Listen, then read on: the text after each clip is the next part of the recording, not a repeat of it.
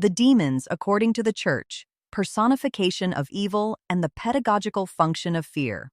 According to the traditional doctrine of the Church, demons are presented as beings initially created good, but who rebelled against God, becoming essentially evil entities, eternally separated from good. In this view, they act as adversaries of humanity, trying to lead souls astray through temptation, deception, and moral disorder. This conception reflects a specific way of understanding evil, closely tied to the historical need to explain human suffering and inner conflicts. In a period when there was no knowledge of psychology, neuroscience, or the dynamics of consciousness, attributing evil to external entities seemed a logical and functional solution to organize collective morality. The figure of the demon in this context played an important pedagogical role. It helped to establish clear boundaries between good and evil, reinforcing desirable behaviors through the fear of spiritual consequences. The threat of demonic influence acted as a moral brake in societies that were still immature from an ethical and reflective standpoint. However, when analyzed in light of reason and modern knowledge, this view presents conceptual difficulties. The idea of eternally evil beings conflicts with the principle of justice and with everything we observe in nature. Science shows that there are no conscious systems condemned to immutability.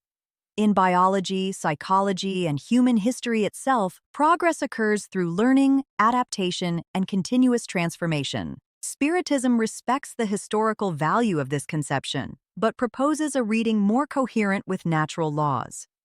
It explains that what the Church called demons corresponds to imperfect spirits, still trapped in selfishness, ignorance, and material interests.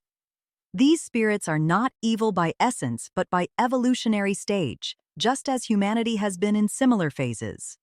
Modern depth psychology helps clarify this point. Destructive behaviors do not arise from a fixed malignant nature but from internal conflicts, fears, unprocessed impulses, and a lack of mature moral awareness. Externalizing evil in demonic figures was a symbolic way of dealing with these conflicts before they could be understood internally.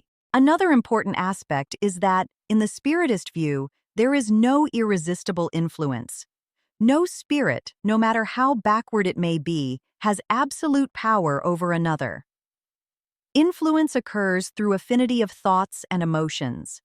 By elevating one's own moral and emotional standards, a human being naturally distances themselves from these influences without the need for constant fear.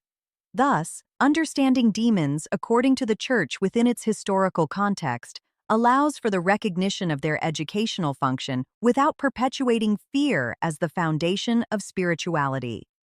The evolution of human thought invites a more mature understanding of evil, not as an external entity, but as a transitional state of consciousness, always subject to transformation. This change in perspective does not weaken morality, but strengthens it. Human beings stop fighting against invisible enemies and begin to take responsibility for their own thoughts, choices, and attitudes, understanding that true liberation occurs from the inside out. If this reflection helped you better understand the traditional view of demons and its reinterpretation in light of reason, like, share, and leave your comment. Your participation helps this message reach more people.